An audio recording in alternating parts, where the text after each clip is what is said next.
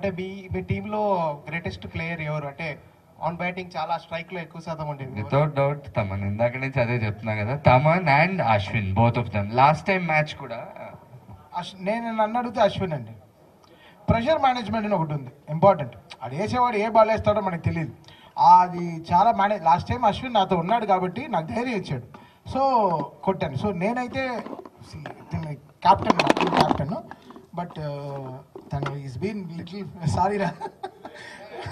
ఇద్దరు అనే చెప్తాను. He bowl spin and he bats, he is medium pace bowler and he bats. Last time match చెప్పాలంటే